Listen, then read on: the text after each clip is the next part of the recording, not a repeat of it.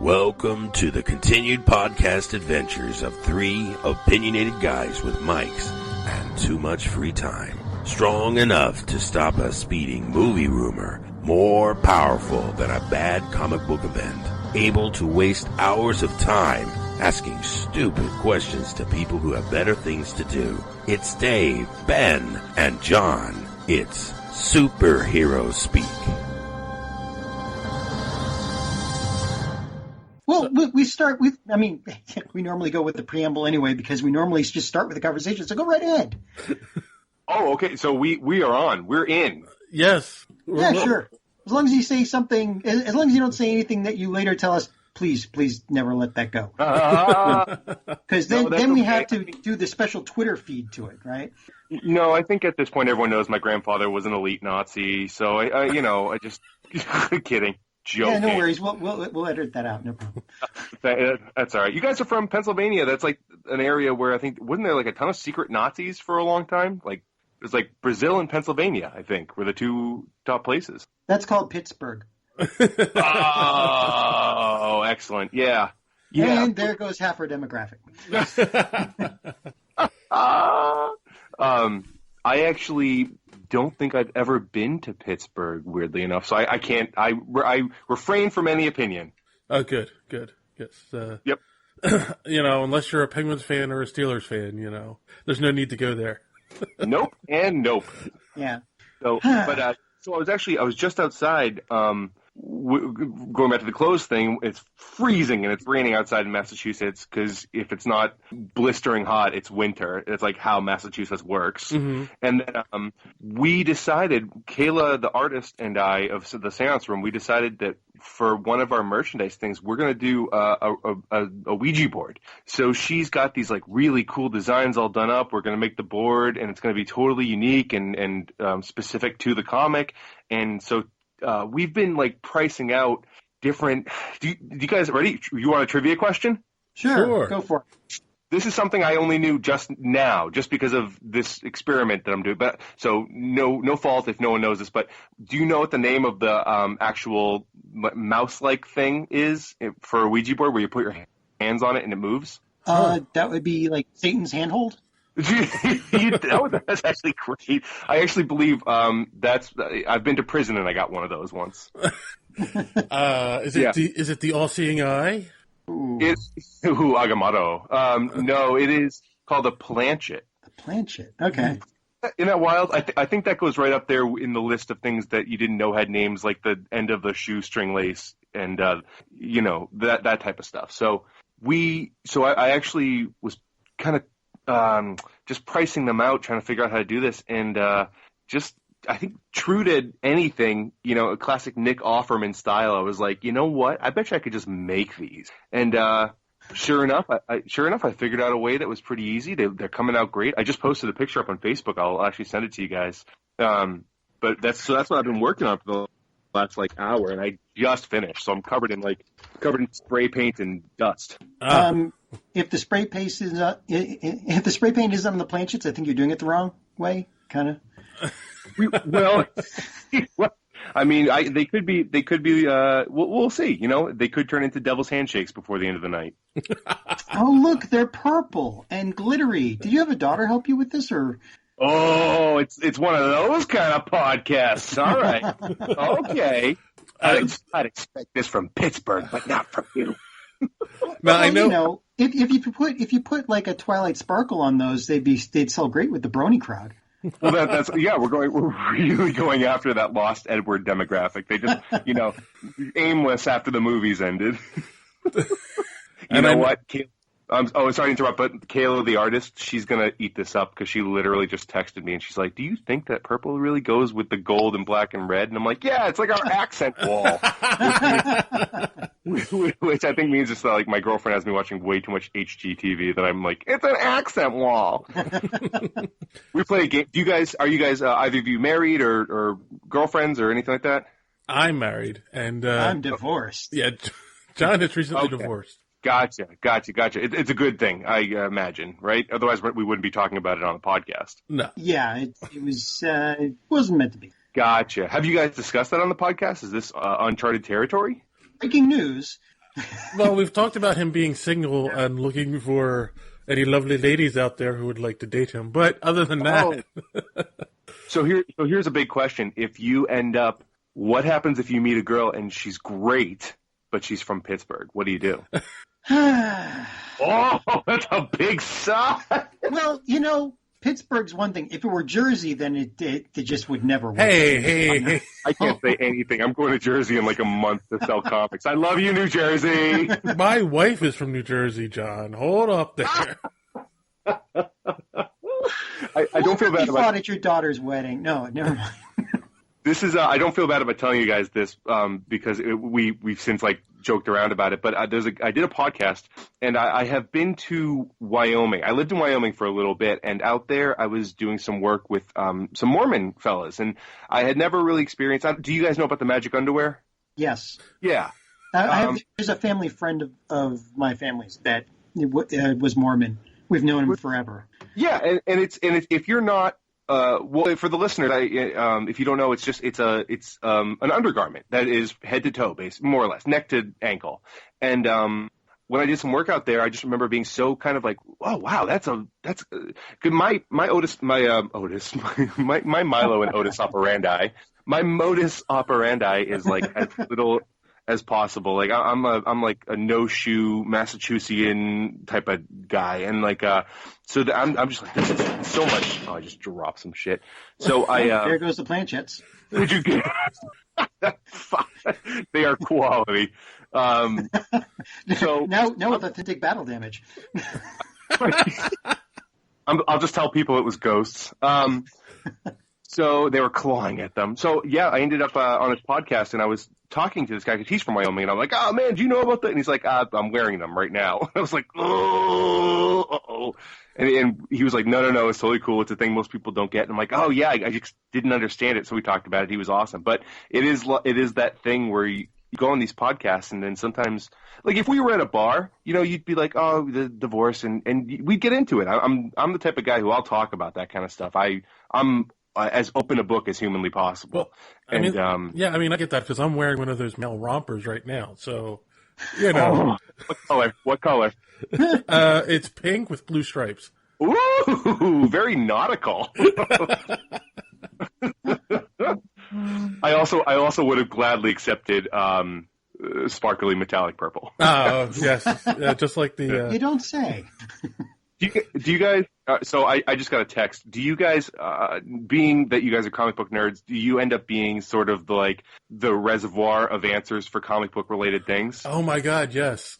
Yeah, I just got a text from a buddy of mine, and he's like, I'll pull up the exact quote. Is Logan the last of the X-Men movies? Like this, there's no preface to that. No. He just texts me just to know because he knows that I'll answer it. No, they're making. I think they're making another one, New Mutants. Yes. And it's debatable whether or not Logan or Professor X or the actors, will ever reprise their roles. I think the option is Logan will come back if he gets to go on one of the Marvel movies. Yes. Is that what he said? Yeah, Hugh Jackman said he would come back if he was in an Avengers movie. Yep. Holy that would be crazy.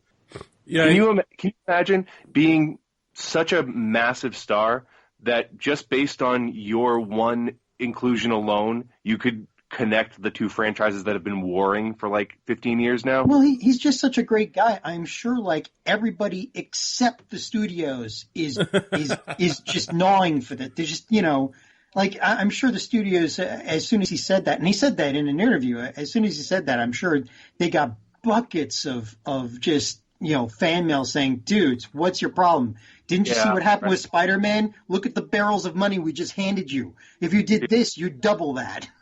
Seriously. Well, you know for a fact that if it wasn't for Deadpool, they probably would have already given over the X-Men. Yeah, that's true.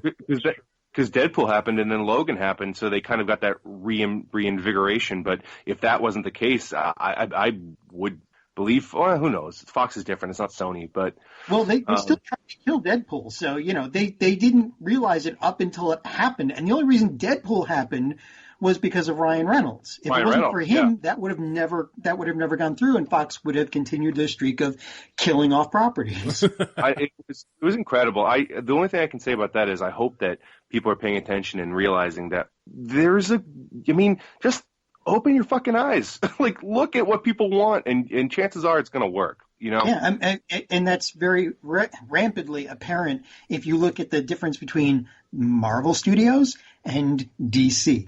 Oh God! I'm sorry. Did you just throw up a little in your mouth? Because it's a real sore spot for me. I have a Batman tattoo. I'm like a DC. I'm a DC guy. So it's just so painful. Although we are recording this. When does this drop? Like late? I know some podcasts drop like much later. Some sooner. Is this kind of? This will be Wednesday. Oh, okay. So yeah, we are currently in the flood of positive Wonder Woman reviews. Yes, for now. So I know. Let me have this for like this 1 minute. Well, it's Wait. Before we get into that, because I definitely want to add a little bit to that. Why don't we do our intro, Dave? Okay. Well, before we get to the intro, there's something else very important I have to point out. Okay. Ben threw out a piece of information but didn't follow up on it. The end of the shoelace is the aglet. I mean, people need to know this information. What is what? What? You had said, oh, like things have names, you don't know about it. And you said like that thing on the end of the shoelace, but you didn't say what it's called. It's an aglet. A-G-L-E-T. Yes. See, I would have said telomerase. Skidamarinka-dinka-dink? What? And I I knew that already because there was an episode of Phineas Ferb dedicated to the aglet. So they would do that. That's great. So those who haven't figured it out yet, you're listening to Superheroes Speak, and I'm your host, Dave. And John. And we are talking with the one and the only purveyor of Ouija boards and comic books, and that would be Ben Goldsmith. How are you doing, sir? I'm doing great, guys. Thank you. I think I'm maybe like 25% high from huffing fumes from spray painting. Only 25%. Oh. Well, I didn't want to be over the top. Well, you could go back for another puff. Anyway. Can we pause this? And we're back. Well, that's what happens when I, get into my bottle over here. But anyway, so, what bottle? What are you drinking? What's the... Blackberry brandy is usually what gets me through this. Although sometimes I have to hit the Goldschlager, so, That gets him through this. You notice how he says that? Yeah. I know, Dave. Is that like what's going on? Guys, do you want to talk about this? Should you air some problems out? Hi, we're now on therapy chat. John, it's been 4 years. Has it been that bad? No, it's been worse.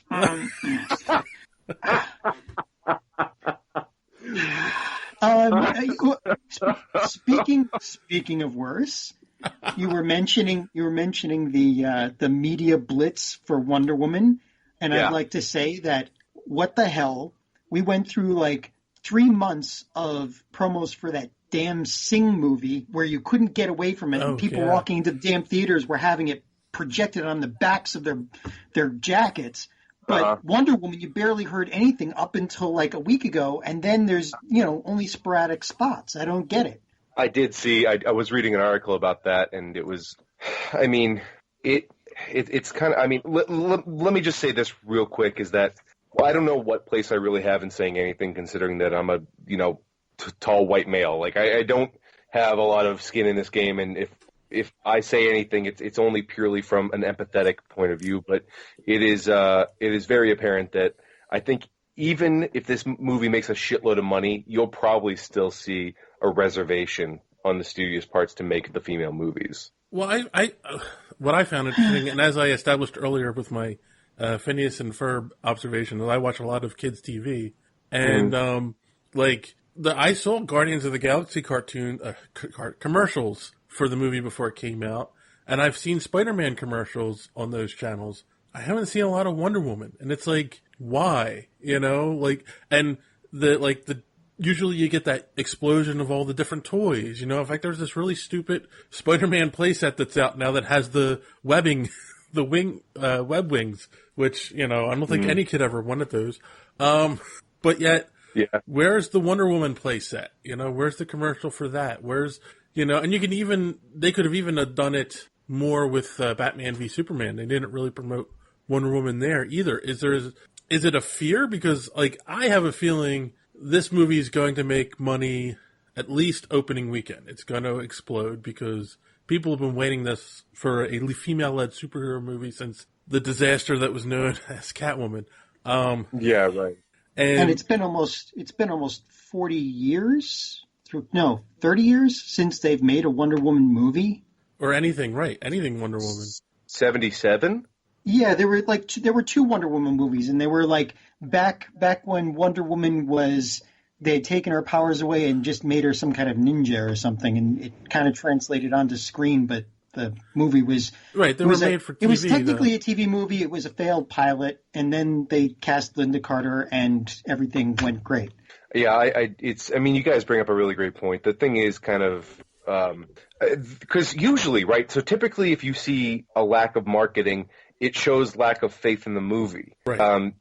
It usually they've already said, this thing's a absolute bomb, let's just move on. It doesn't, from reviews, it doesn't seem to be the case that that's the problem, so then it really does only point to that one thing. You could always say that they're gun shy after the last couple of movies, but that's really reaching for ansers. They can't possibly be gun shy because this is their comeback. It has a completely different director, completely different producer. It's a female lead. If they go wrong with this, there is literally nothing they can't death touch here.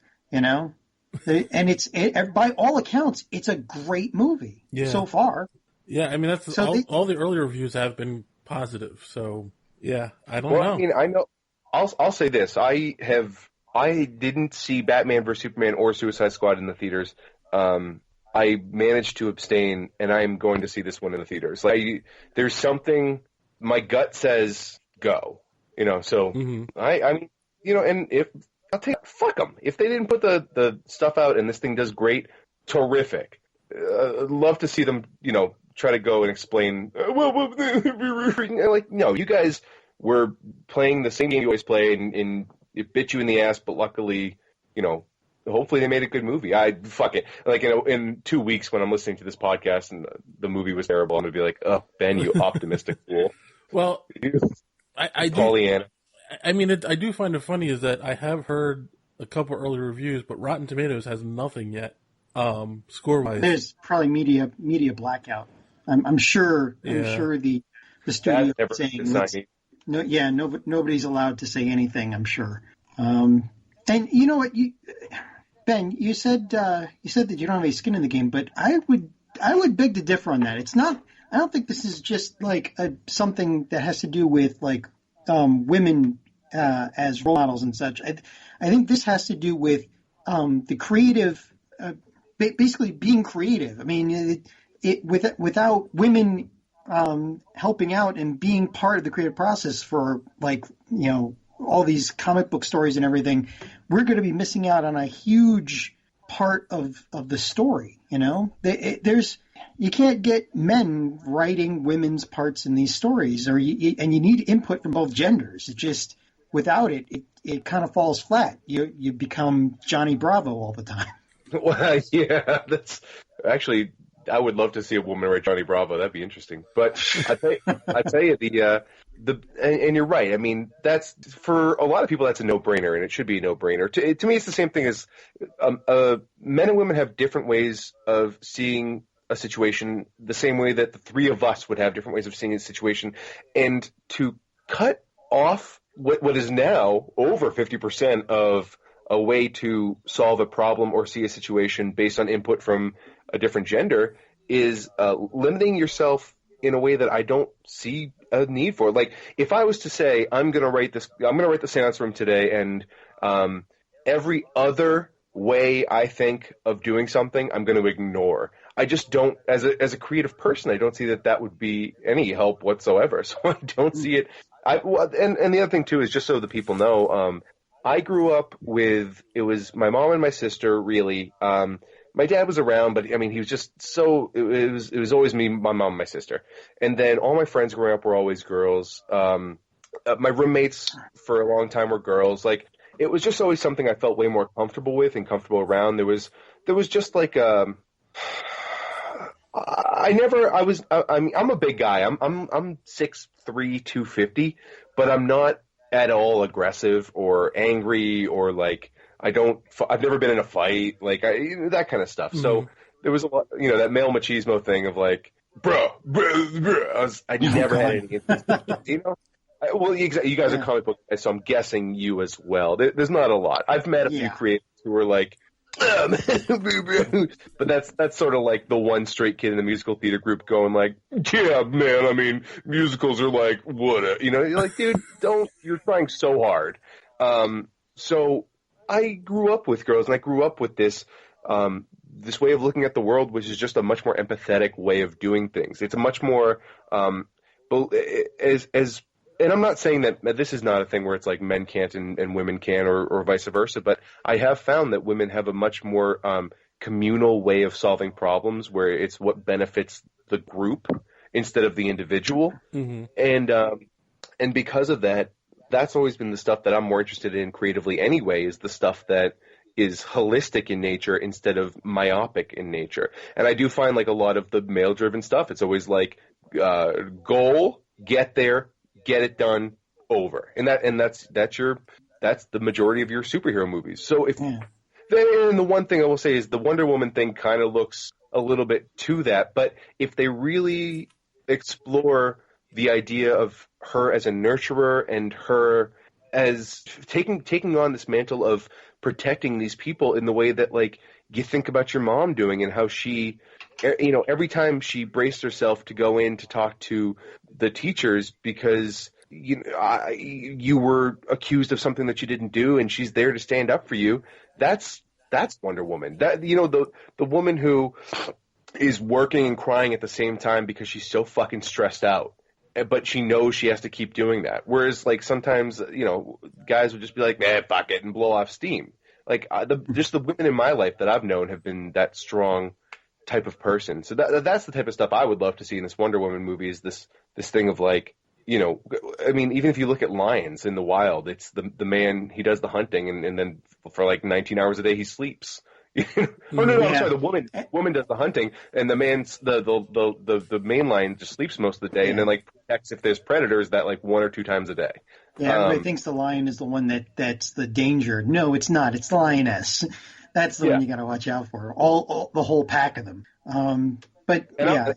And I'm a Leo too, so I really I very much agree with that whole thing where I'm like, oh yeah. Oh no, big just peacocking for a couple hours and then yawning and going to sleep. That's about what I do. I really connected with your story, except the part about the mom coming to the school because you were accused of doing something you didn't do. I did it. When I. Well, then did mom have to like set you straight? Yeah, most times. Yeah. You were trouble, huh? No. So. Yeah. So speaking of your being creative, and you've mentioned the book a couple times, seance-room. That's right. You're on here for something that you did. This is fun. You guys are great. This is actually a terrific podcast to just sit and hang and talk. Like I feel like I could talk to you guys for a while. Well, that's how the podcast began. We just were sitting and talking, and Dave said, "Hey, here's a microphone. Talk into this." Yeah, pretty much. That's great. Yes, that's the way it should be, though. It's it's terrific because I've actually I would love to get to the thing I'm currently selling, and I want to take everyone's money. Okay, but real quick, let me just say that. So I've done a few of these podcasts now for the book because it's the first one, and there's been a lot of different kinds, and I've noticed that like some of them are very like the polite, quiet listeners, and some of them it's the raucous, like just really kind of like riffing off of each other. Mm-hmm. And I feel like this is like a really good mix you guys have going on. You guys are very polite listeners, but I don't feel like I have to carry stuff. Well, it kind of depends on how much I've had to drink and how Dave is feeling.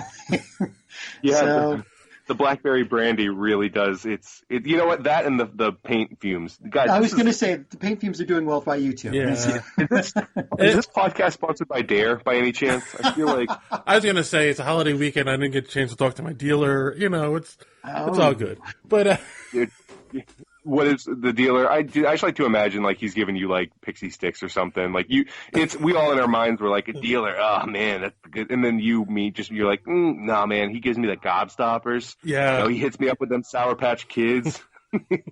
Thinking more along the lines of something from Colombia. You know, the really good dark chocolate. Yes. Oh, that's where that German chocolate you can't get everywhere. God, you genuinely got me with that one. I was like, oh, back to the drugs. No, he's not. He's not. No, dark chocolate. It is a drug. Are you kidding me? Oh man, that's a Class A substance. How long do you guys think it's going to be before they just like outlaw caffeine? You know what I mean? Before they just finally are like, yo, let's be real about this. Well, I don't. It would have been done already had that been a way to affect Trump's campaign. Yo, in a positive or a negative? I think either way would have been better. Gotcha. Regardless of politics, yes, I do think it's odd that we live in a country where we know cigarette smoking causes cancer and kills people, and yet it's still legal to smoke. There have never been any deaths attributed to overdosing on marijuana, but that's illegal. You know, it's yeah. I mean that. Luckily, I live in a state where they kind of realize that shit. Oh, they did. What? Right. So when did that go? Just this past election, right? Just this past election, decriminalized and legal. Yep. Well, they had to give you something. Got a couple of new millionaires. They had to give you something to accept the results of the election. I mean, you know. I think that was it, which was they were like, guys, sorry, but blunts, anyone? You know, I do the CBD. Do you guys know what CBD oil is? I've heard of it. Yeah. Shoot. It's the acronym. I'd have to look it up. I forget. Cannabinoid or something like that. Like. Yes. Yeah, but so, dude, you know someone at home right now is listening, being like just like frothing at the mouth because they know the answer, and they're like, "You fucking idiots! You don't know." I do that when I'm listening to podcasts. I'm like, you know, that's why Planchet. It's a planchet. Someone say planchet. Yeah, when it's an aglet. We'll see it. We'll see it on our Twitter feed as they're listening. Oh, good. If you tweet this right now and you have the answer to what the CBD stands for, tag me and then also just do hashtag paint fumes. Well, CBD. I mean that's easy. I mean we got Google here. Oh, but you're taking all the fun out of it. Can we with the listeners? Can we do a hashtag yes purple sparkle or hashtag no purple sparkle? Okay. Yes. We will post that picture at one point, and yes, we'll have to. They're going to think that tweet came from me. They're going to think. No, we didn't say rainbow sparkle. We said purple sparkle. Are we like voting on here?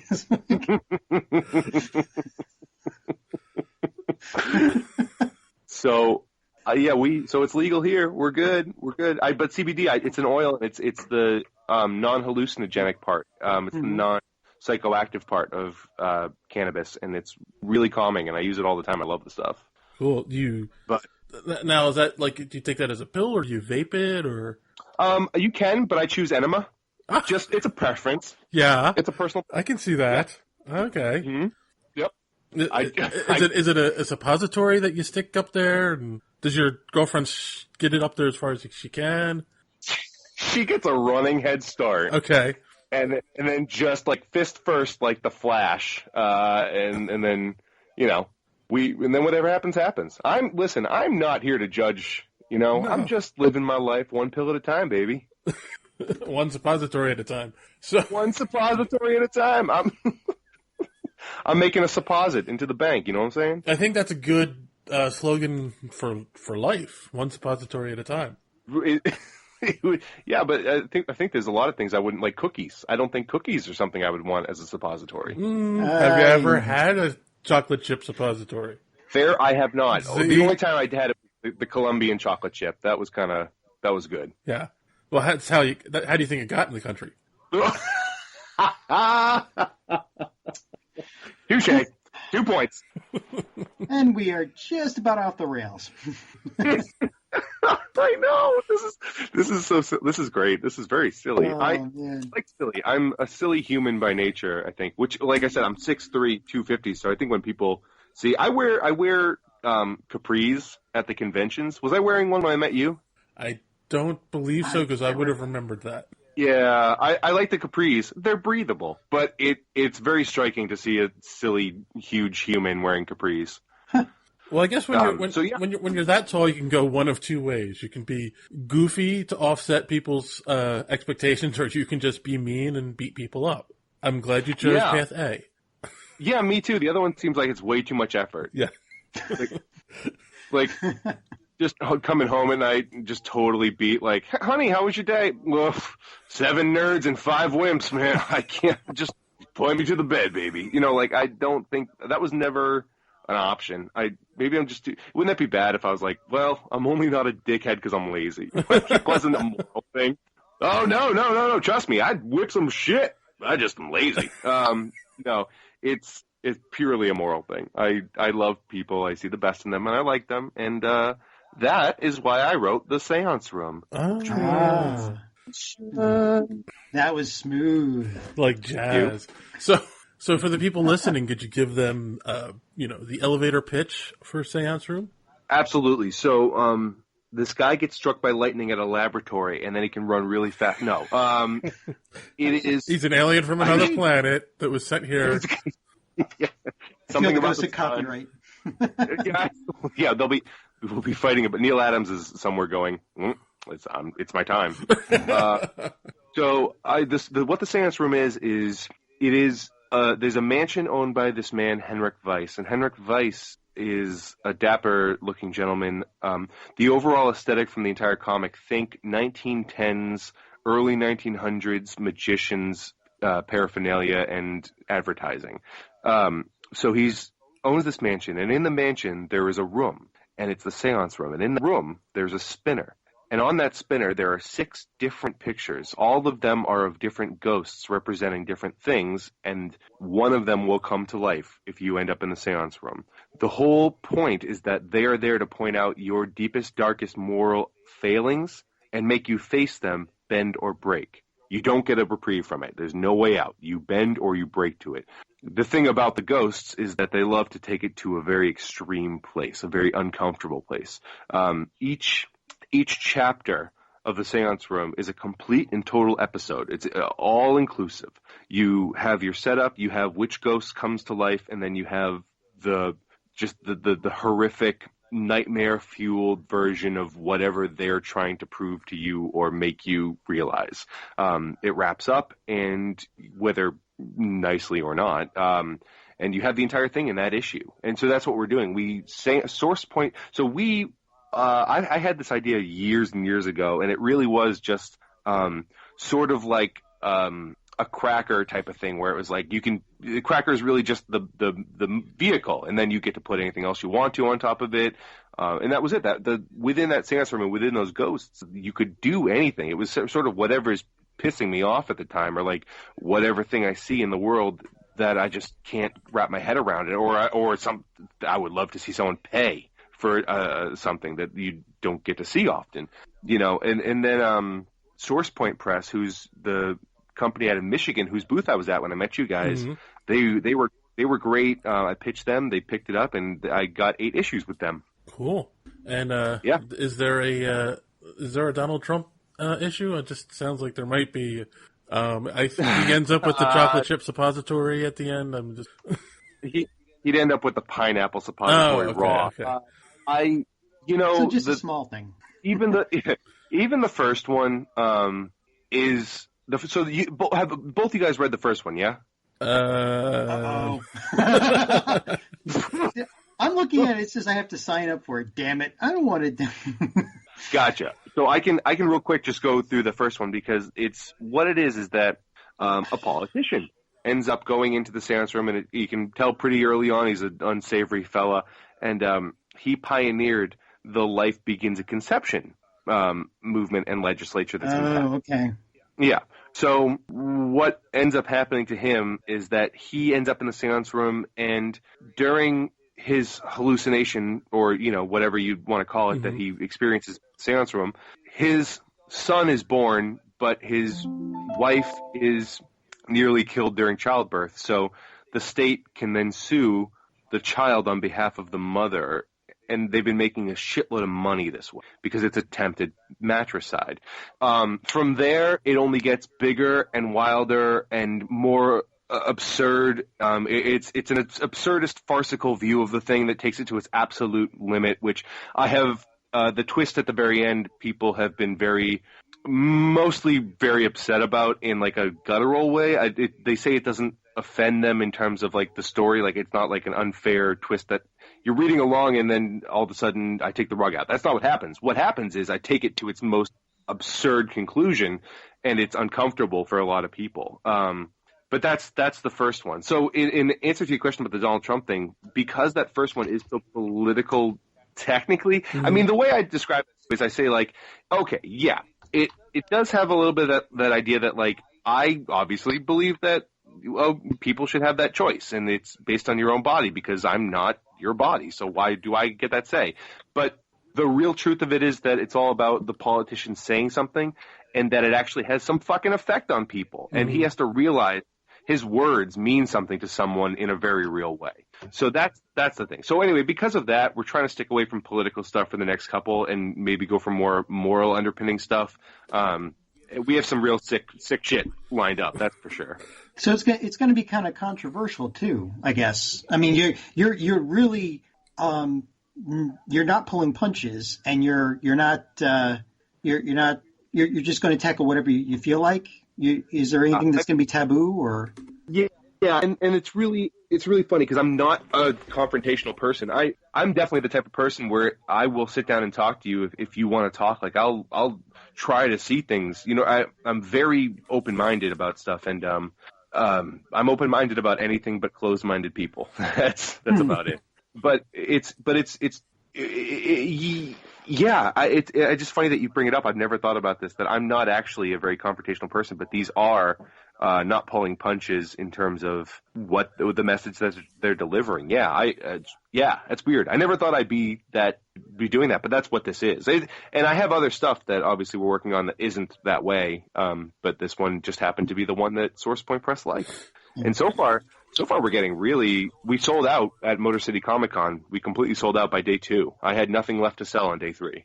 Oh. Nice. And I like the fact that you're using, there's a Latin phrase for what you're doing. It's called reductio ad absurdum, where basically you reduce the person's argument to its most basic absurdity, to its final conclusion, which becomes absurd, to prove that they're not, to prove the fallacy of the argument. And it's something that was done in Plato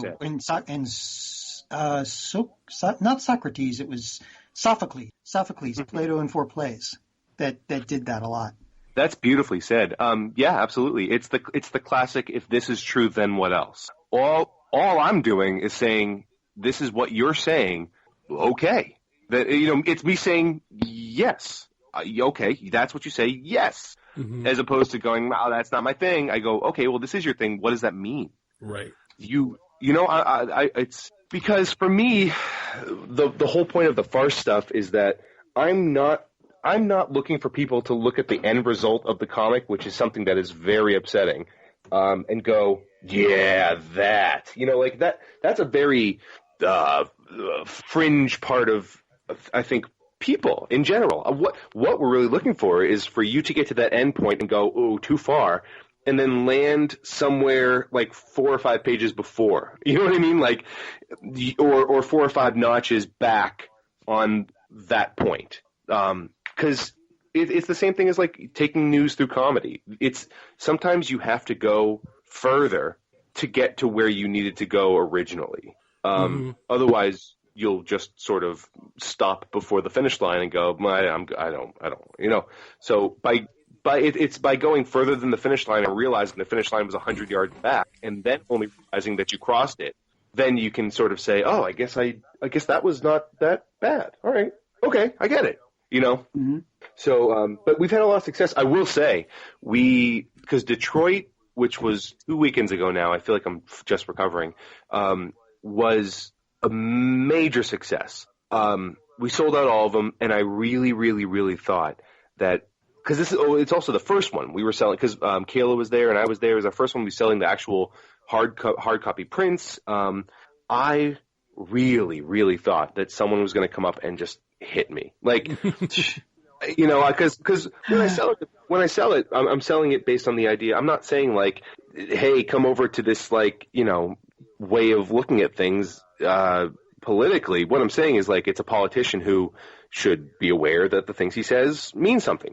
Then, if you choose to get offended about the specific topic on which I choose to prove that through, that's kind of. Here, not really here or there, because the ultimate real thing is the whole politician thing.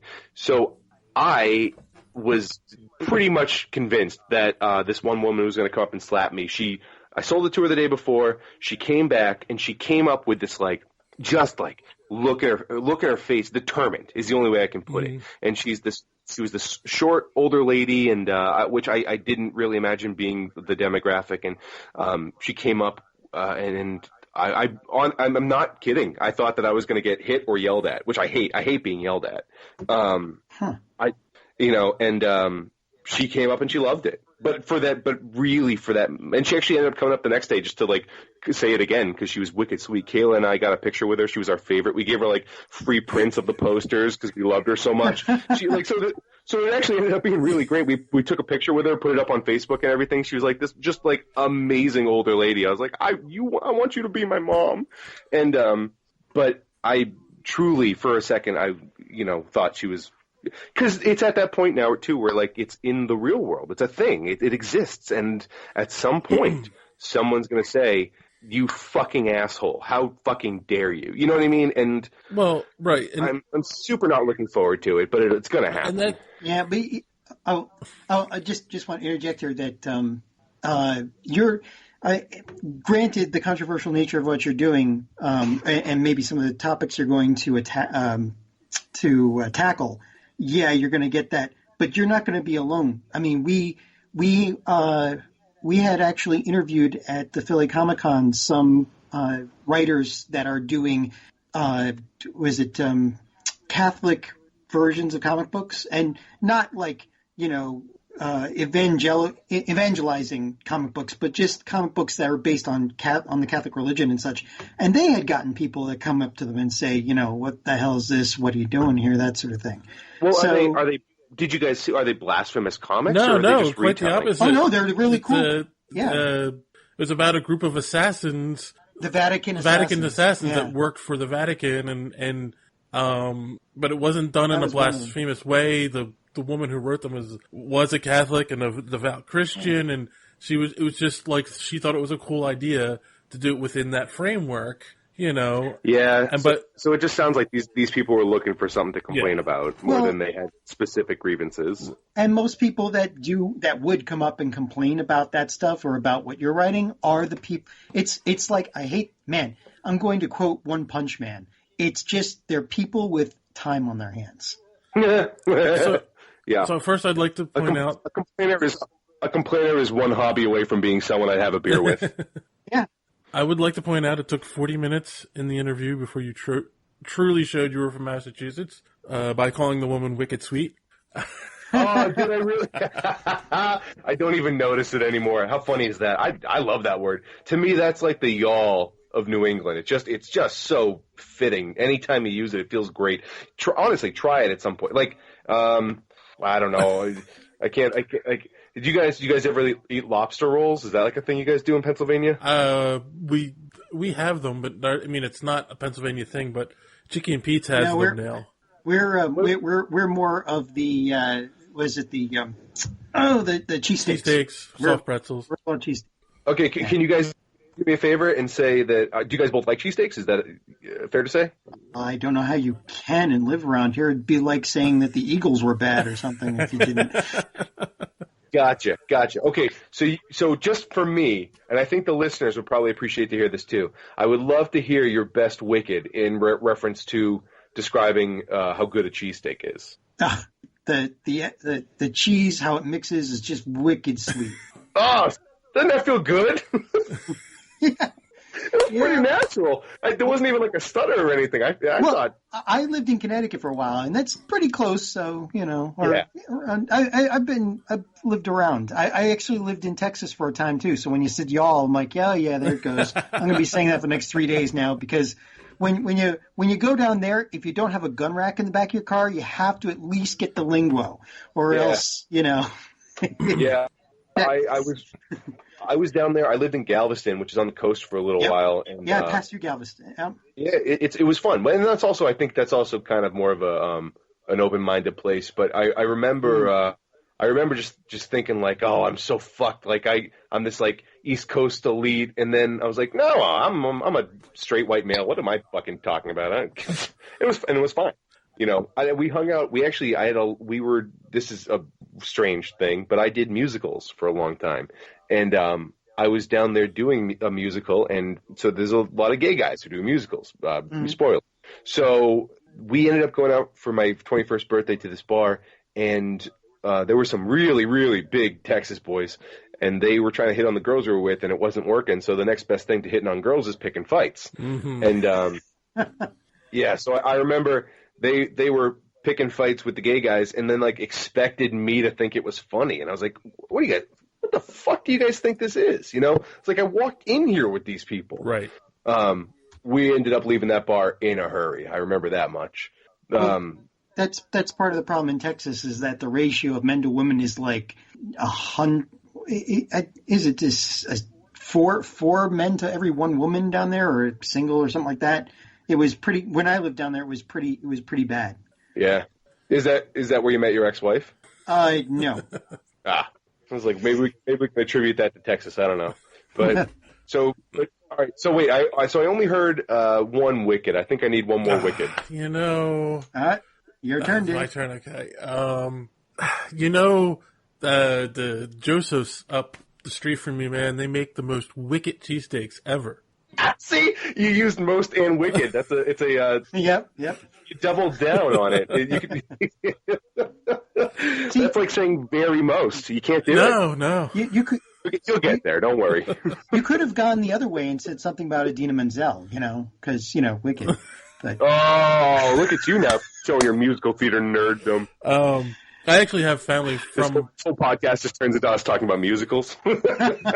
Hey, I saw Rex Harrison on stage in My Fair Lady on Broadway, so I can go.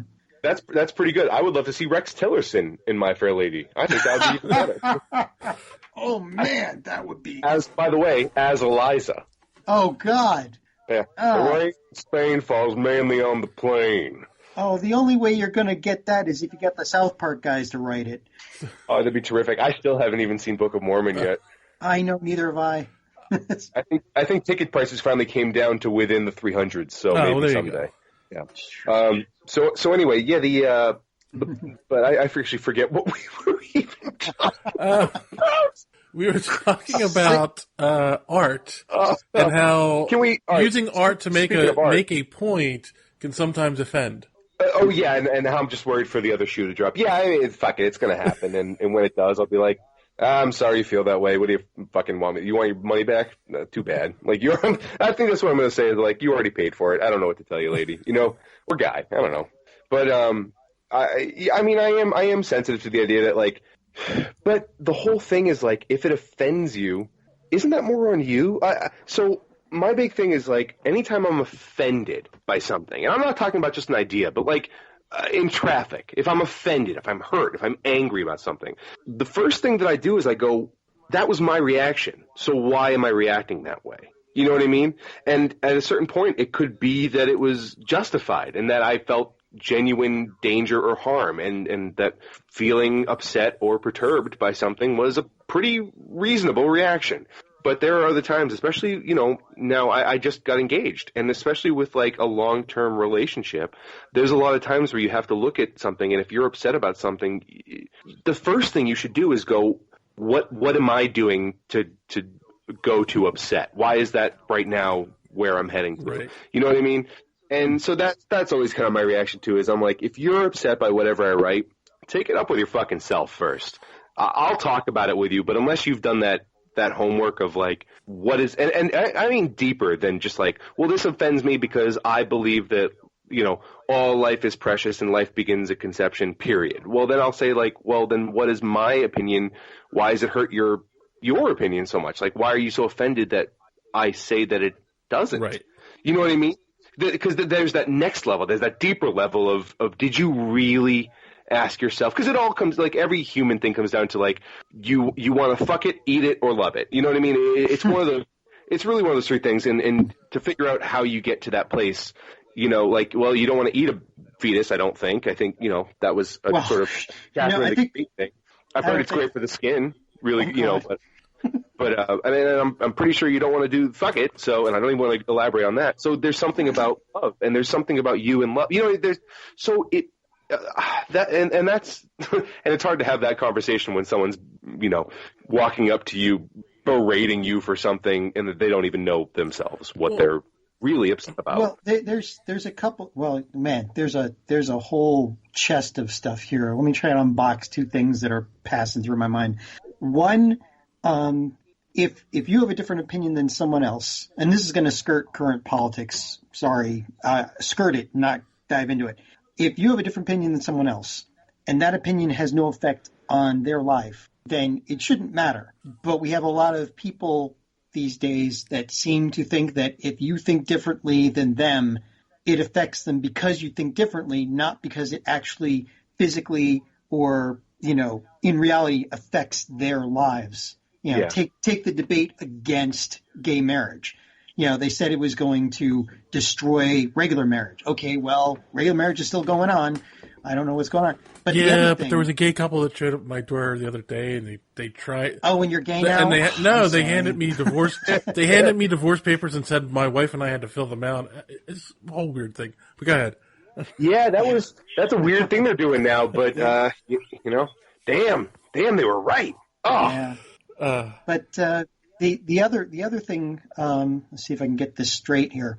The other problem is that the reason why we have so many arguments these days, which is probably something you're going to run into, this is probably what you're most afraid of, is that the problem with politics these days is that the way you have an argument, the way you can have an argument, and this is going back to Plato, Socrates, Sophocles, is that you have to have a base of fact upon which you can build your argument. And right now in politics, and it's more than one side than the other, but they're definitely both having problems. Ignoring the equivalency, the false equivalencies here.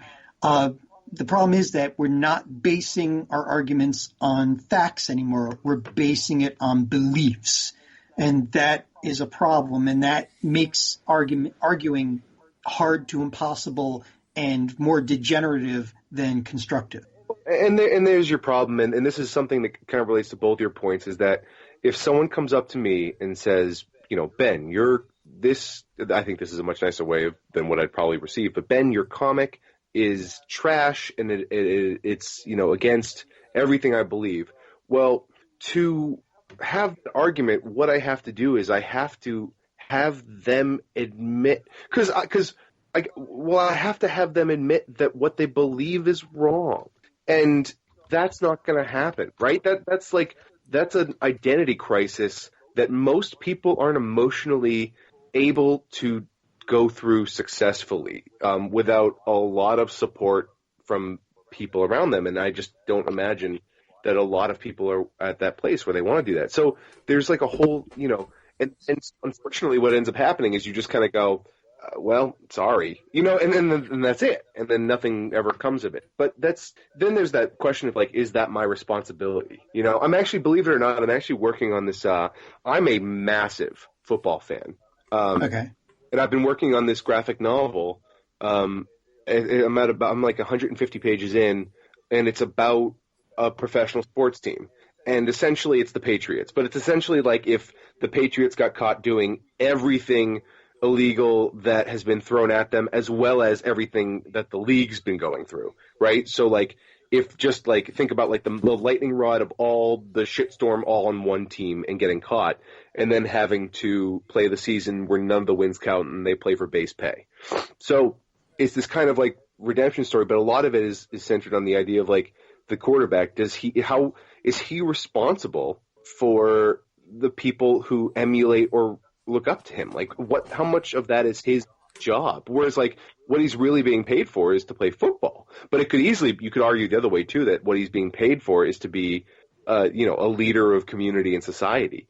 So when you have these conversations, and I'm not even talking necessarily about conventions in my comic anymore, but when you do have these conversations where you're at odds with people, that's a whole issue that you go through before you even get to the conversation. Is like, how is this really my responsibility? Like, do I invest myself? Do I open myself up to be hurt in order to educate this person where it seems like it might be futile to begin with? Have you guys ever had to have you lost friends over these types of conversations? Oh, dear goddess. Yeah, I'm imagining that's a yes. I lost most of my extended family because they are supporters of the current president. Yeah. And these were people that were constantly saying, we'll never unfriend somebody just because they disagree with us. Oh, yeah. But then they canceled me. Well, the hypocrisy of Trump's followers is knows no limits. Everyone else is a snowflake, but don't talk about our president or, we'll kill you. Well, it comes down to, it's funny that you use the sports analogy. And, number one, before I say my point, if you're writing a comic where the Patriots get all this crap thrown at them and no one likes them anymore, I'm in. I'll read that. I figured it would people would be okay with that. As long as you have the Eagles winning the Super Bowl in it, because again, it's fantasy, so it can happen. I was just gonna say that.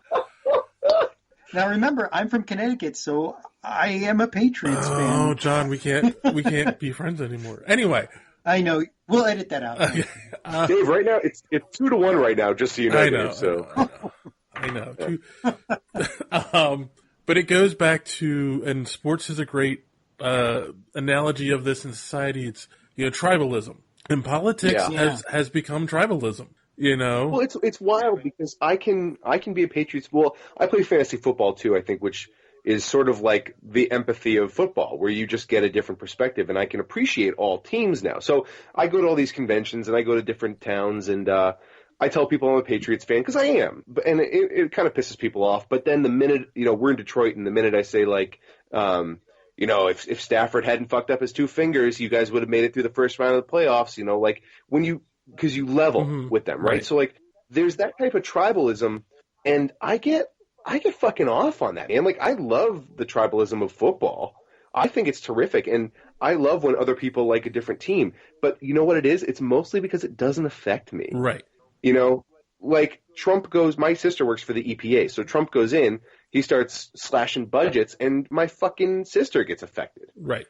So there's, I guess if anything, I'd like to make politics more like football somehow. I have no idea how, but right now it is more like fantasy football than regular football. So But what I was getting at is that there are people that have made Trump their quarterback, their tribal leader, whatever you want to call it, so he can do no wrong, regardless, Just like there are diehard Patriot fans, like, they can do no wrong, even if when they deflate their footballs. Hey, those footballs deflated themselves. Not accurate. I know. It was within their legal right, and it didn't affect the Colts anyway. So I mean, and you're right. The problem is though, when it becomes a politics, there are aspects of it that affect our everyday life. But when it comes down to a base political argument like the gay marriage or abortion versus pro-life and all those things, it's you can say to those people like you said, someone can come up to you and say, "Oh, that's what I believe," and all you can turn around and say, "Well, this is what I believe," and we both believe 2 different things for 2 different reasons, and we can both sit here and argue until we're blue in the face, and we're never going to agree because this is part of our core belief system. So yeah, I also See, that's the problem. If I can interject, I also do with what John said a little bit about the idea of like arguing based on belief or fact. Like I can sit there and say, yeah, gay marriage should be legal because it literally has no recompense on you whatsoever if you're a straight couple who believes that gay people shouldn't be married. But you, as a straight couple, thinks they should be married. That actually does affect the other people. So the truth is, it's like the thing that you believe doesn't so much mean that it's right. It's just a judgmental asshole. Like, you know what I mean? And I'm like, and how does that bolster your argument here? How can you sit there where like just at the base of it is you just not liking things and saying it shouldn't be? And who the fuck is your opinion to say that, that's the way it should be? It does drive me a little crazy. This is actually this is probably, I feel too comfortable talking to you guys. I probably shouldn't be being as open as I am, especially, and I want to reiterate this for anyone who is concerned, the comic itself is not political. The first one is a little, but every issue, like we deal with alcoholism, we deal with trauma and the loss of children, we deal with there's what true horror is. It's not jump scares. It's being told you have cancer. There's so much of it that is just true, like human horror that is not this stuff. But I think maybe you guys just pushed the release valve on something that I haven't been talking about for a long time, because I have been trying to stay away from making even because the comic is pushing buttons, and I want it to. I want people to feel hurt by it, because then you're going to have to look at yourself. Right. You have to think. That's the hope.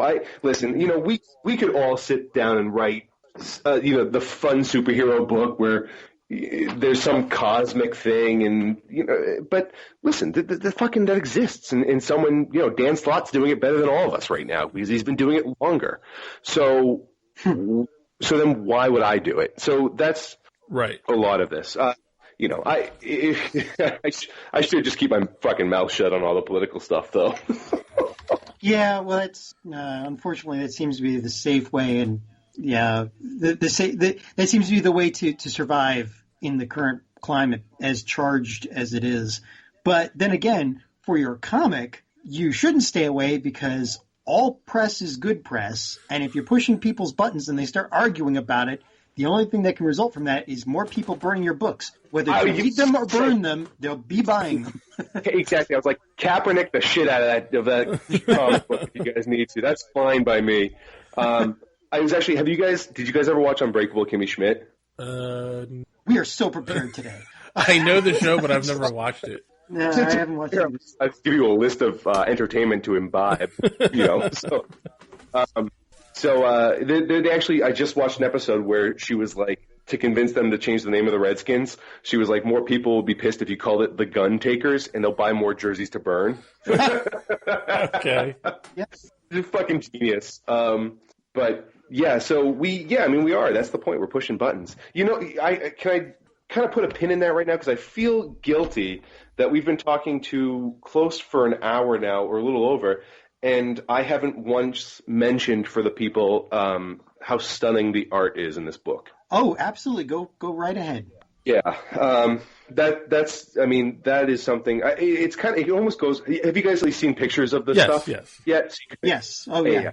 So you kind of know it's got that like very painterly, very moody, very almost like Alex Ross-esque type of. She hates it. She hates it when I call it Alex Ross, but I think it is. I totally think it's like she's like the female Alex Ross. And she's getting better every day. Kayla is my artist, and she's out of Brooklyn. Phenomenal person. We get to be on the road together, and I love hanging out with her. So it's really it's absolute pleasure to be working on this book with her, because it actually is like fun to hang out. At Motor City, we were rooming together, and both my girlfriend and her boyfriend get along great too. So there's like no tension whatsoever. It's like like if you were writing it to be a sitcom perfect, this is what's up right now, and I'm very grateful for it. But we were up to like 3:00 in the morning, just like talking about shit. You know what I mean? Like it's so on top of being a terrific artist, she's actually just a great person, but the art is unbelievable. And it almost goes without saying. I mean, once you see it, it's kind of irrefutable. Even if you were the type of person who bought the book and wanted to come up and knock me out afterwards because you disagree with what I say, you'd knock me out, and as I was on the floor, you'd be like, but the fucking art was great, and walk away. You know what I mean? Like, you'd spit on my face and then shake Kayla's hand. Is like, it's that good. She did the cover for issue 1, right? Yeah, she did the cover and the interiors. And the thing I say about that I always kind of let people know is that the interiors are the exact same as the art on the front. Like, you're getting, it's not that bullshit where you see a great cover and then the inside is your third grader drew it. Like, you're getting the real deal. So, yeah, it's very good. And if you look at the front cover, I mean, the thing you initially focus on is, I guess, what's the main character. But if you look a little bit to the left and up, you see something in the dark, and it's a really neat cover. I like it. Yeah, like I said, we're taking our inspiration from the early 1900s magician posters, and they were really a lot of well-dressed, well-groomed men amidst these demonic possessions and apparitions. Are they fully painted, or is she doing that in like Photoshop? Both. It's most of it is fully painted. She'd be able to tell you more about it, obviously, but most of it's fully painted. And then I think there's some just like in terms of colors and some background stuff. That's where she goes digital. So this takes some time then to put together. Yes, that is the one thing. And our publisher would agree with you right there. He would actually, Travis, who's the editor-in-chief, would probably, you say that, and he'd look at you and look at me like, see? They do take a little while to get going. We're already on work on issue 2, and it does take about, I mean, from inception to delivery, they usually take about 5 to 6 months, just because they are so intensive. But it's worth it. I mean, like I said, I sold out in 2 days. Right. And that just, I mean, truthfully what it is, it's the art. I mean, like you can't read the first page and be like, oh, Ben, the writing's got me. Like you see the art first and then you take it home and then hopefully then you appreciate the story. But, so I'm almost like not even, there's no demand. People aren't knocking down my door going, where's issue 2, Ben? It's an indie book that looks better than most of the professional books, and I will take my goddamn time. If you know what I mean, like if that's what gets the best product. So how did? And the first issue is only $2, so it's not like it really should pick it up. So the first issue is $2 on Drive-Thru Comics for a limited time still, because then it'll go up to the normal $4 price. So anyone listening. Get on the $2 one now. But if you see us at the conventions, then it's going to be $4. So like for the physical hard copy. And if they argue with you, it's $8. Yeah, exactly. Yeah. This is actually something I was like, I realized at the conventions when we were, because now being on the other side of the table, it's a very different experience, right? Like, have you guys had that experience yet? Yes, I have. Yeah. Yeah. Right, and it's a very different, because I've been going to conventions for years and being as a guy who loves comics and all that, and now being on the other side of the table, you appreciate nice people so much. Like I told you, that lady who came up, we gave her free prints because she was just so fucking rad that we were so thrilled how great she was. So yeah, be nice to people. That's a great lesson. I worked retail, so I feel the same way. You get the same thing if you're working at a bookstore, and you get those long lines during Christmas. You get that one guy who's nice to you and gets out of the way and helps you out. And yeah, it's crazy. And you know what? I'll tell you something that's amazing is that one nice guy can erase 20 dickheads. Yes, this is true. It's wild. I remember in the bookstore, you get that one nice guy or woman, and you're like, you know what? We've got these special coupons back here. I think I'll just ring up your stuff with one of those. Yeah, absolutely. It's miraculous, man. I just don't know how people go through life so angry at everything. Don't get me wrong. I get angry and I get pissed at shit, but like And I'm from Boston. That's like, we're like the capital of getting angry at people. Just don't walk slow in front of them. You know what I mean? But like, in general, I'm always in awe of how you can be so miserable. But it's a state of mind. I mean, I think some people haven't been as fortunate to have either the education that I've had to sort of, or the self-education about my own emotions or my own, you know what I mean, my own ability to understand it. So it is tricky. So John, how do you walk around being so miserable all the time? I've been divorced twice. Wait, twice? Yes. Are you just going to give up on marriage now? I feel like that's kind of. Yeah, you know. I think it's 3 times and you're out. He's got one more. Oh, baseball. Yeah. I got it. I got it. What? John, I got to ask this one question. So wait, hold on. I'm phenomenally interested in this, especially as a guy who just got engaged like last month. All right. All I'm saying is, if this shows up in one of your seance comics, I want to cut. Yeah, dude, for sure. Absolutely. We'll talk royalties later. But so after the first one, you meet the second girl, and please tell me to fuck off if any of this stuff is something you don't want to talk about. I don't get offended by that. But so you meet the second one, and you say, you know what, that was a terrible experience, but this one's going to change it. Like, what happens there? You're the eternal optimist. You have to be. And that's just my outlook on life. Yeah. Wait, what? You're an optimist? I'm a pessimistic optimist. Oh, okay. Really salved him there. Yeah. No. You just gotta. I mean, if you don't have hope, you've got nothing. And if part of what saved me is just being a geek, I guess. And there's a larger geek community out there, a bunch of friends that I had at the time that were supportive. It is amazing. I'm very glad that you had that. There's a very good, the buddy who texted me earlier, actually, what he does is he works with opiate addicts out here in Massachusetts. I don't know if people know, but it's actually a really huge issue here.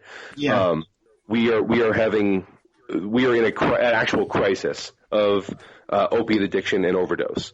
And so that's what he does. And we were talking yesterday, and he says that and this is from a clinical person who's tons of schooling, tons of like real world interactions, all day long around these people. And he says, if I could boil it down to one thing that makes the difference between a success or someone who reverts back to poor behavior, it is hope.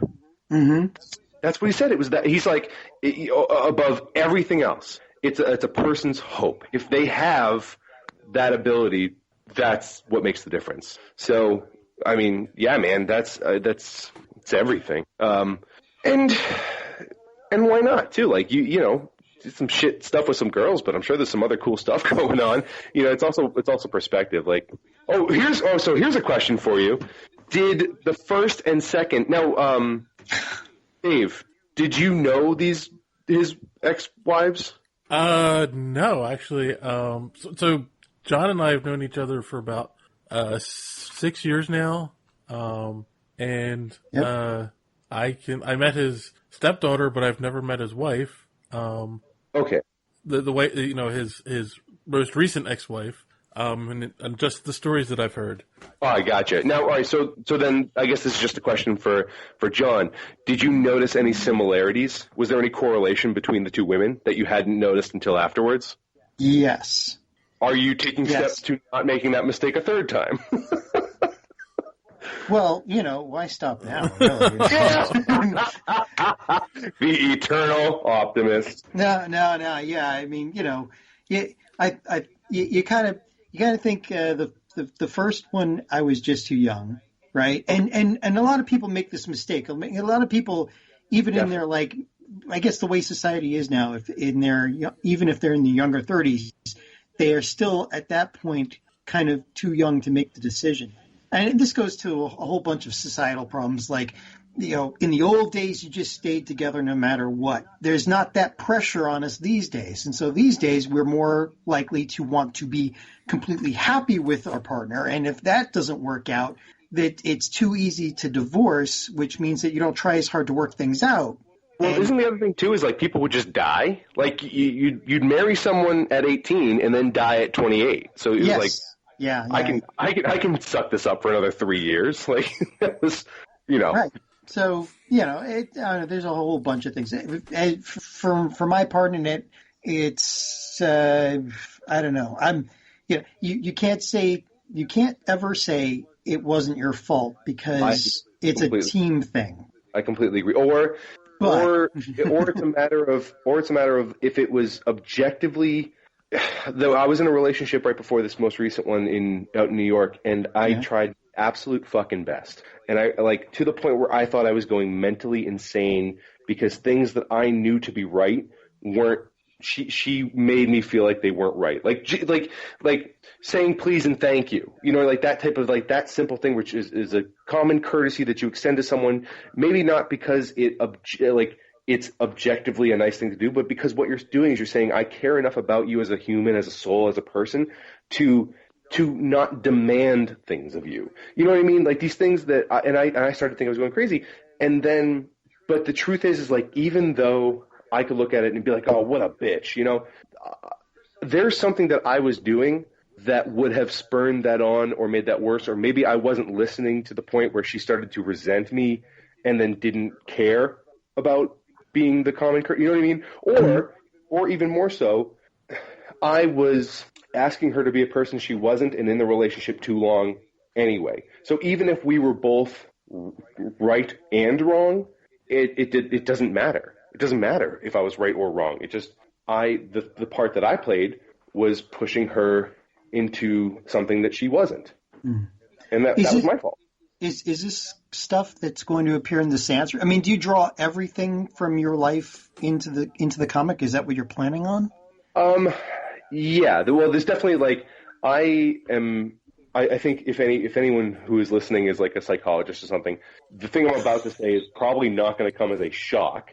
But I don't love authority. You don't say. I'm sure that I check off literally every box for someone who is not a huge fan of authority or authoritarian type ways of doing things. But so I had this boss. I was bartending for a long time, and I had this boss who was just, your classic. Everything has to be this way because if it's not, then nothing makes sense and the life is chaos, right? Like it's this person who's trying to control. And so that directly became an issue of the seance room, which I don't think we're doing for a little while because it's a little more abstract in the respect that Harry Weiss, the owner of the house, he actually takes this case on personally because it's something that pisses me off so bad when people have an inability to let go of rules for the sake of rules, that he, like me, comes out and takes this one on personally. So I set up this whole thing about the ghosts, and I kind of want to stay true to the ghost thing, that one ghost per issue thing, for at least the first 4. Mm-hmm. No. So you probably won't see that one for a while, but that one definitely, that's all. Most of them. I was, and some of them are just thought, sort of Einstein-y type thought experiments or Stephen Hawking type thought experiments of just you're standing on a roof, and I work with a 6-year-old, and he has autism, and this is something that I do in between the comics just to keep, bills paid. And he and I were on a roof in Boston of a parking garage. It was about 7 stories up, and I just remember looking down and thinking, what if he fell? Which, do either of you guys have kids? Yes, I do. Okay. Yeah. You were at least the stepkids, right? Yeah, I remember it. So there's something about that thought that is so horrifying. And then, so when something like that happens to me in a regular life, that rings bells, right? That sets off alarms of if this is something that is genuinely terrifying for you, there's a chapter in there. So then you think, well, what's the real horror here? What's the real story? And for me, it was the idea of trauma and being trapped in trauma and repeating trauma. And this guy, he is in the seance room on purpose because he's replaying the death of his child over and over and over again because he feels he has to change it. If he can change the outcome in the seance room, he feels he'll find some catharsis. And through the episode, I mean, as always, it blows out of proportion, and there's always the twist. But really what it is an exploration of trauma and how we can get trapped in it and not even realize it and repeat things. You know, so that's a lot of what these are is I mean, I hope they speak for themselves, you know. I'm proud as hell of them, that's for sure. This is going to be interesting. I can see, like, you know, you get deep into some of these, I wouldn't say arguments, more along, I don't know what you'd call them, but you could, I mean, this could be used like therapy. I mean, you know, I mean, these poor bastards are paying $4 for my personal therapy, but it's, you know what it is? It's more, because what it is it goes through that. And what's more important to me is always that there's story involved too. So it's not just like dropping all of my shit on a page and then letting it go. It's always, it's more like one of those flume rides where the log that you're on isn't necessarily on a track. It's guided because it can only go within the confines of the slide, but it's not that it's on a track. And the water is always churning and moving, but you always get the big thrill at the end. You kind of know that there's a sense of structure to it. Right. But if you were to look at it objectively, it is a lot of chaotic and like these moving parts. But because they're confined within the structure, you know, because the story is really important. I think I come from a literary background instead of a comic book background, like playwriting and stuff like that. So for me, that's you know, priority one. Right. Cool. So, you know what, guys? I'll have to send. Did I not send you guys a free copy? I feel bad. You said you were going to send it, but it never actually came through. That's. Oh my God! Okay, this podcast is evidence that I'm a prick. After this, please send me your guys' emails so I can send it to you. All right. Oh, okay. Because I was just about to buy it on Drive-Thru Comics. I found it. Oh, I'm glad I said something. Yeah, no. We'll set that up. I'll just send me your emails after this, and I will send it to you. There's a lot of good stuff on Drive-Thru Comics from Source Point? Yeah. Yeah. Very proud. Lucky is what I am to be a part of those. They are. I don't know what karma I expelled, or how I built up whatever reserves I had, but I've got none after getting in with these guys. Dude, I've got none left after getting in with them, and then whatever I had, I definitely fucking spent on getting Kayla to agree to do this book. So, I was about to ask, how did you find her and to work with her? Oh, masked orgy. Oh, okay, good. Oh, okay. Well, you know, that's normal. She was the one that put the suppository up there for you? Yeah, she, running head start. Yeah. It was one of those big luxurious mansions, so we opened up a couple of the doors in the hallways, and you got a good 10-minute head start or 10-second head start just running. Wait, before I continue with this, I'm going to finish off this bottle. Okay. I'm sorry. That was actually the first thing I said to her. So Kayla, if she's listening, which she's not, because after this long of listening to me talk, she's like, ugh, I hear enough of this shit.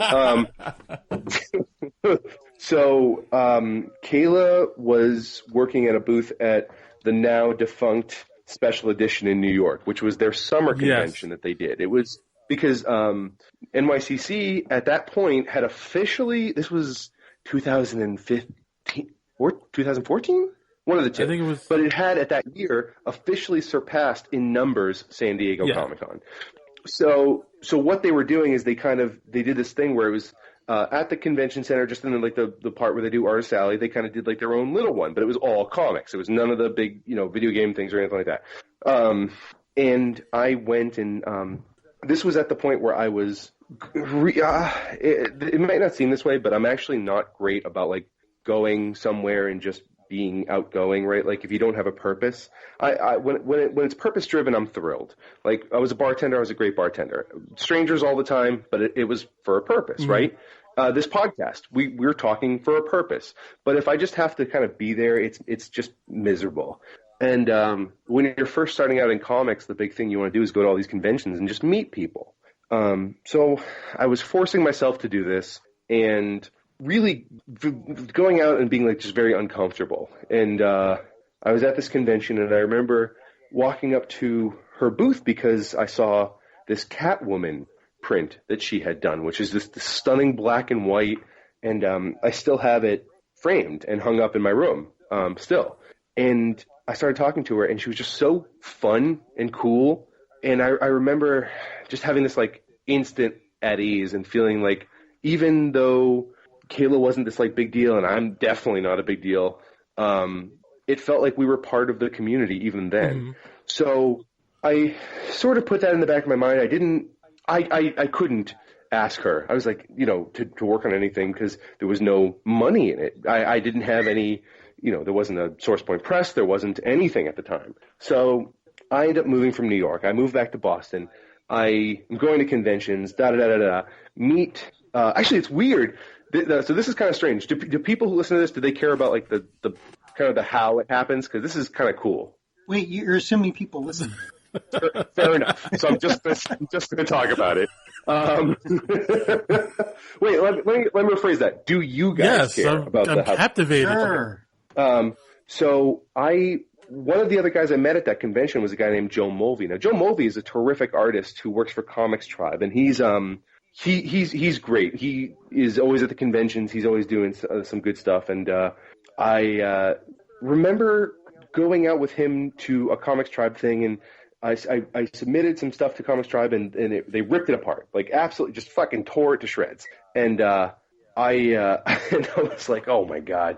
So I end up meeting the editor-in-chief for that one and kind of like talking to him about it. And he's like, we talked a lot, but one of the things that he said to me that really stuck was that Joe was active in social media. And then that's kind of what they were interested in. So I was like, oh, all right, I've never done Twitter. I've never done that kind of shit, but I'll start. So I do Twitter. I find this guy, Sean Seal, who's an artist who also does kind of these painter things, just because from looking around and being like, oh, I like this. And then at Boston Comic Con, I meet Sean Seal. He actually happens to be there, even though he's based out of Michigan. He's there with Source Point Press. So So, and then I ended up submitting to them, and it was tons of hoops. We jumped, Travis definitely made sure that I was in it for the long run. He did not make it easy. Let's put it that way.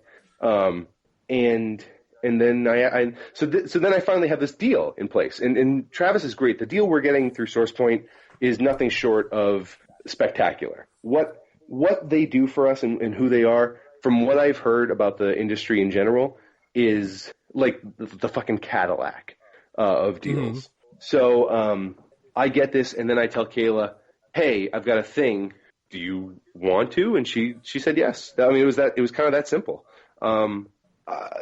I think Kayla is about 2 years away from charging people what she deserves, and I would never be able to pay for her at that point. You know what I mean? Right. Like it's only a matter of time before she just absolutely blows up. There's no way she's not. It's too good. So I'm thrilled that I got her so early. Cool. I mean, it almost sounds, what's the right way to put this without sound sappy? But it almost feels like it was fated. You met someone, said, get on... Serendipitous? Yeah, serendipitous. Yes. Someone told you to get on social media. You run into another artist with a similar style, so you knew that's the style you wanted right away. Good call. That was a huge part of it, is I was able to say to Travis, I was like, hey, man, I've got a girl who will fit in really well. Right. And that was part of selling. You nailed it. Good grab. Right. So then it was 1 and 1 makes 2 at that point, and it worked out. And that is a great story. Our listeners loved it. They're crying and they're oh yeah. Oh my God! Wow! Look at all the likes and the comments we're getting. Yeah, already. I know. This is not long. We're periscoping right now. They're crying in their Cheerios. They're happy for you. They're cheering in the. Yeah, it's like an Independence Day when just for some reason somehow everyone knows to stand and cheer at the same time.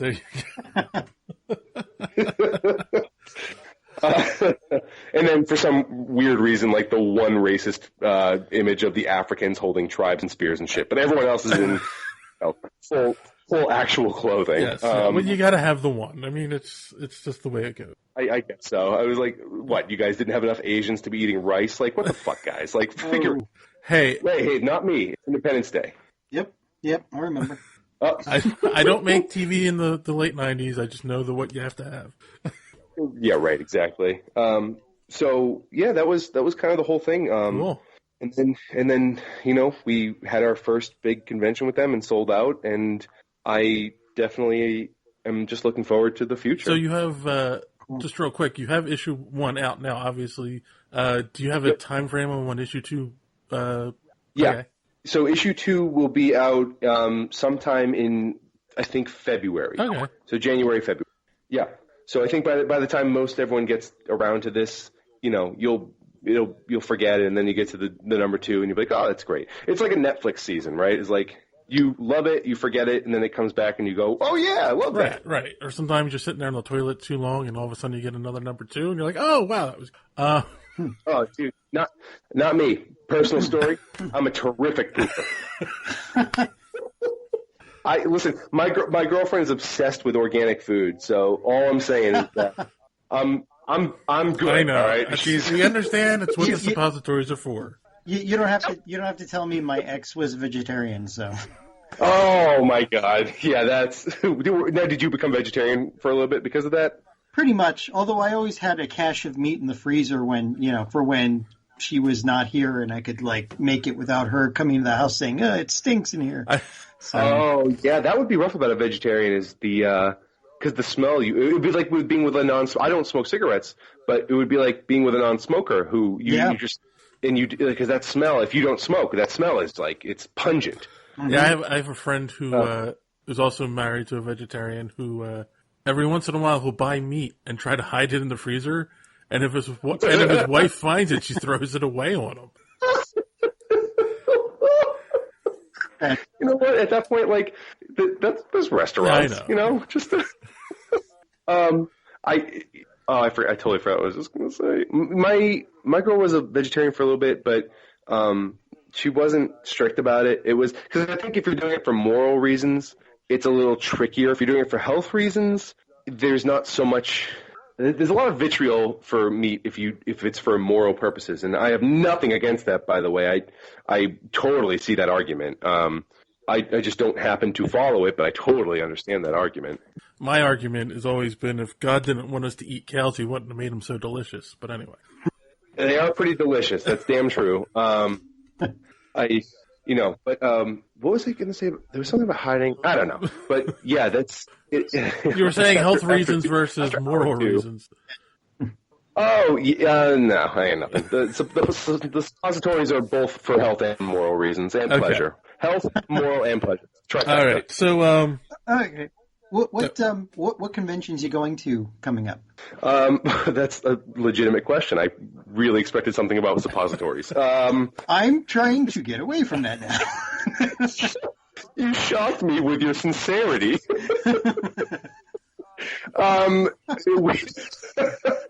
We are going to next. We have the very next one is going to be DC. I know we're heading to DC next for that big convention down there, and then in no particular order, Boston, New York, Baltimore, New Jersey, Connecticut, another Massachusetts out in Worcester called Massive Con, and that's just me personally. Source Point Press, like this last weekend, they did Cherry City and MegaCon in Orlando, so very present. For the people who have been burned by independent comics before or don't know much about it, there is definitely that tendency for you to get, I guess, interested in something. I wouldn't say hooked or, just interested. That's enough, just to be interested in something.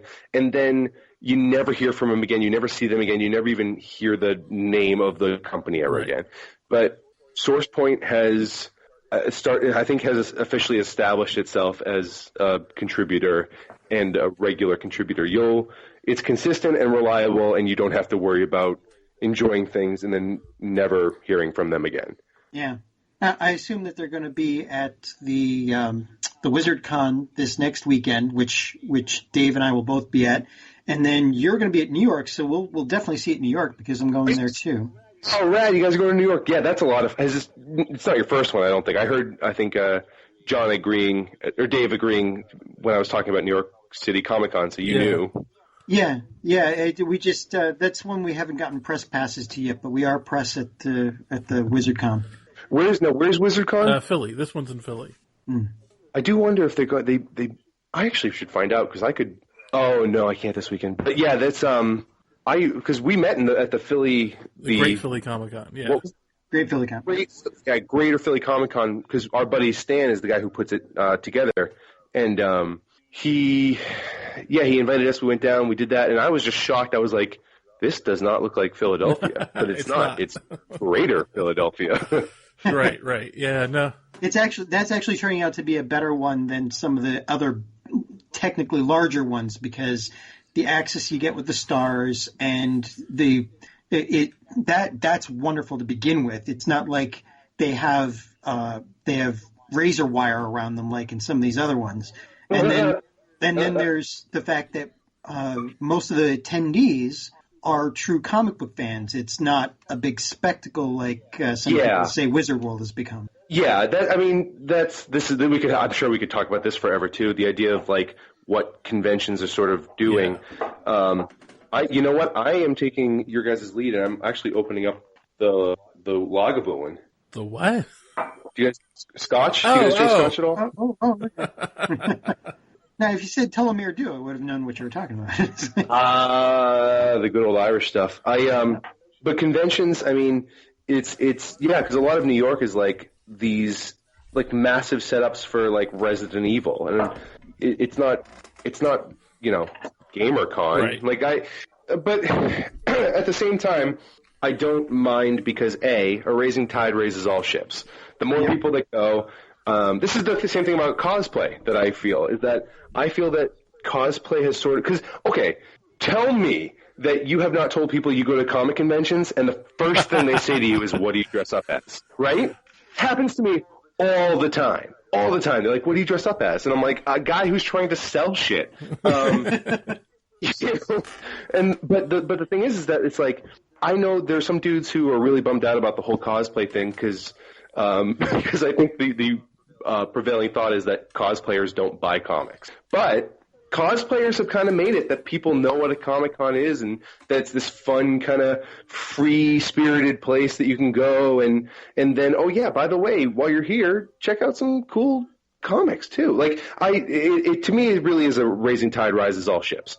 But then the other thing too is like as long as there are those smaller cons that are really geared towards fans, fuck it, who cares if New York has a huge, The Hobbit set up with a great smog. Right.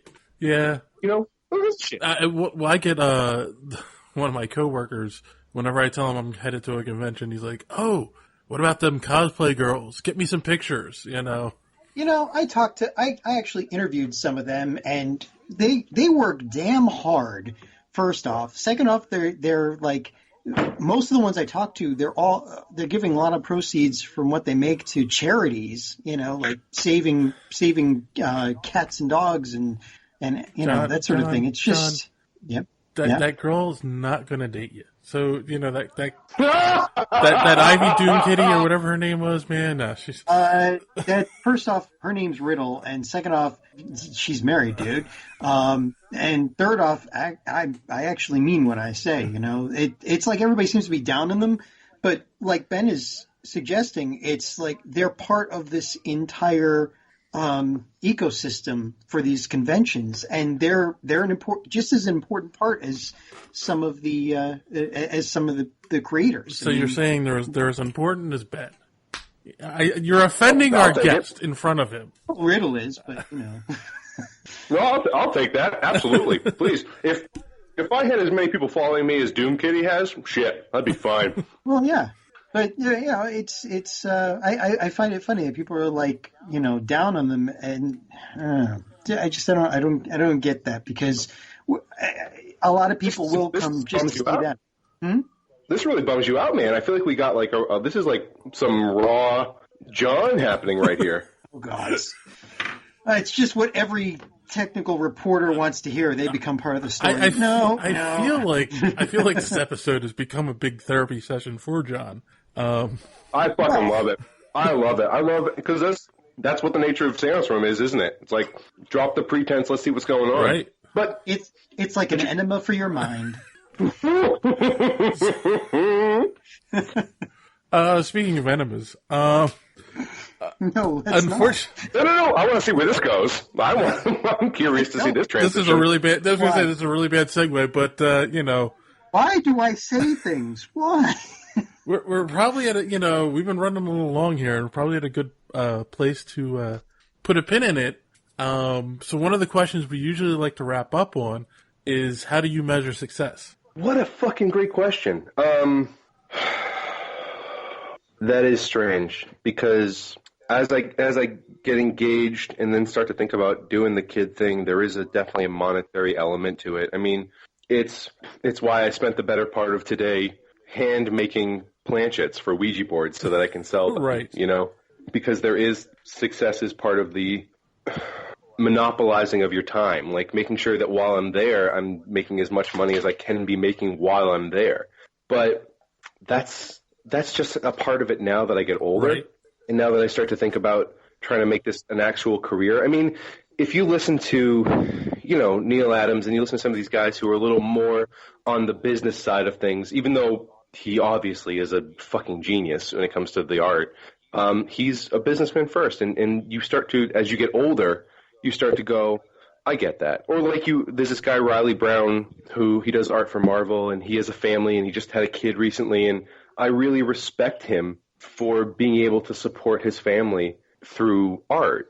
There's something, I'll say this is probably the best way I can say it right now, where I'm at in life, is that success to me is knowing that one day my kid can proudly say to someone, my daddy makes comics. Cool. That's good. Yeah, that probably encapsulates where I'm at right now. No, that's great. And it's one of those things, you go back and listen, everyone has a different answer, and we've had people on and then had them on a year later, and their answer changes a little bit, because where you're at in your life, that'll change too, Yeah, that's it's a living legacy. It changes, right? We all, think about the shit you wanted when you were 16. Yes. You'd have been like, Ben, what do you want for success? And I'd have been like, chicks into Diet 27. Yep. I'm just obsessed. I was like, but it's a strange question. You guys asked that. That's such a good question.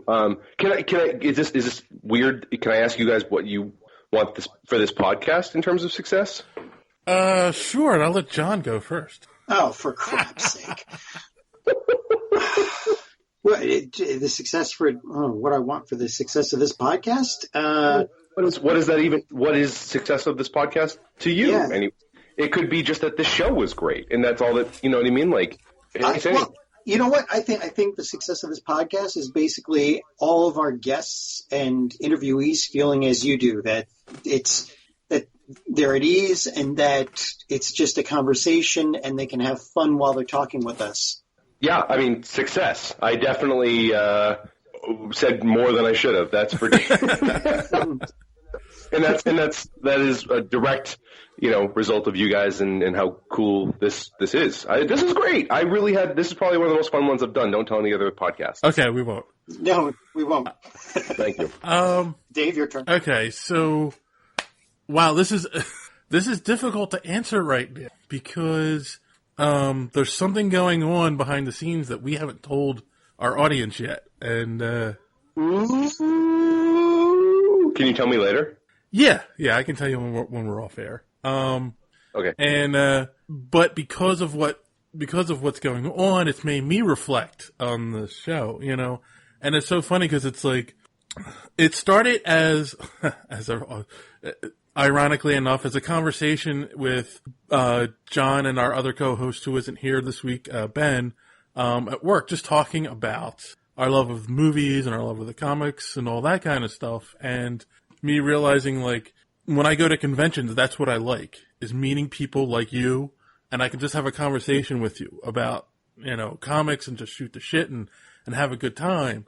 And my goal has always been to recreate that for people, and put that out in the world.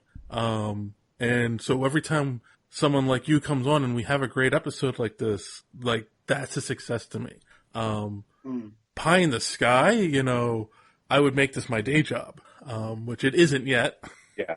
But that requires a slightly larger audience and more advertisers, and we're not there yet. So, Well, I mean, for sure, definitely make sure when this thing drops, post it to me, and I can have SourcePoint send it out, so at least it'll reach, like, a whole new audience for you guys. Well, we've had Travis on the show. That'd be awesome. Wait, no shit! You guys had Travis? You've waited this long to tell me you had Travis on It was the show? it was like a year and a half ago, maybe 2 years ago. Yeah. This is like seeing out my mom. Like, this is fucking weird. This late in the game, you're telling dude, you guys, like, this is us hanging out at a bar, and then all of a sudden you going, oh, by the way, your fucking communion was great. What are you waiting? You're killing me with this. I performed your bris, all right? I mean, I'm sorry. It's Yeah, by the way, you really botched that, man. We're going to need a redo. I can't believe, what was Travis's episode like? Was that good? No. I mean, yeah, I didn't think so. Well, no, it was good. It was good. It's one of those things, and I think we talked about this at the convention a little bit. Like, when we first started out, we were a lot stiffer. There was a lot of, we've had the guests where you have to pull conversations out of them, and we didn't know how to, make things comfortable at the time. And yeah, I was more sober. Yeah. So, so I think, definitely over the last couple of years, we've grown a lot, as podcasters and doing this. I mean, we're always getting the feedback from a lot of our guests. Like you were saying, this was a great, you're having fun, and it's a good conversation. And so we've learned that is the key, make sure it's a conversation and not, you remember that time, you released that book? That was cool, wasn't it? Yeah, right. The Chris Farley. Yes, the Chris Farley. So. It is true. I mean, the other thing too is, as a guest, once it's like being on the other side of the table, like that conversation from earlier. As a guest on podcasts too, it's such a trust fall, really, in a lot of ways, because you guys are taking a chance on me, and me being like, guys, don't worry, you're not going to have to pull teeth. This, you know what I mean? Like, if there's one thing I can do, it's talk, and then there is a trust element of it too with you guys. So I just appreciate you guys taking that chance on me and having me on this thing, especially having had the king, having had Travis McIntyre. I mean, listen, if I had known, this is not fair, right? This is like finding out your girlfriend fucked like The Rock right before you. How can I compare? Oh, Well, then she wouldn't be your girlfriend at that point. You realize The Rock is compensating for something. Hospital. My girlfriend's very tiny. If The Rock ever had his way with her, she'd be in the hospital. Oh, okay. In fiance, that was not a dirty joke about my girlfriend. That was a dirty joke about my fiance. Oh. Well, congratulations on getting started on your next divorce. And yeah, I was going to say we'll talk later. Yeah. It's the eternal optimist, isn't it? I actually had no intention of. Oh, and you know what? I'm sorry. Let's finish this up. We'll talk after. I don't want to make this podcast run any longer than it already has for you guys. Well, real quick before we sign off, where can people find you online? Yeah, that's great. So I am a master of irreverency on Twitter at Mr. Ben AU, so MRBENAU. And then if you go to www.seance-roomcomic.com, that's where the website is, where you can kind of the website's fun. It's set up like as if the Weiss Manor is a real place, and everything is kind of themed that way. My favorite shit is always when it's been like Disney. Right. You go on the rides and everything's themed. Like from top to bottom, everything's themed. I love that. So that's kind of what we're doing. And then you can follow Kayla at Kay the Cosmonaut, and her art she's always posting like new X-Men she's done or something like that, and she's incredible. I mean, just for nothing else, go check out what Kayla does, because it is a genuine jaw-dropping experience, and I'm not being hyperbolic. It is jaw-dropping. And you have a Patreon as well, right? No, actually, not yet. I know you think everyone does now, but what we're doing is, when I say we had a sweet deal with Travis, they are paying for everything up front. What we are going to do is, when we eventually release it as a trade, the first 4 issues, we are then going to do a Kickstarter. So that's going to be a little bit. Hopefully, I'll talk to you guys again before that happens. Oh, before cool. we get. Maybe we'll see. Don't worry. There's fruit baskets are on their way to both your houses. Okay, good. So, as always, boys and girls, those links that he mentioned will all be in the description down below. Plus the link to the episode that Travis was on, and you guys can compare who was The Rock and who's the Kizzy ex-girlfriend. Awesome. So, I'm gonna tweet him tonight and be like, "You're The Rock," and he's gonna be like, "What the fuck are you talking about, Goldsmith?" So until next time, boys and girls, as always, don't let your cape get caught in the door. Have a good week.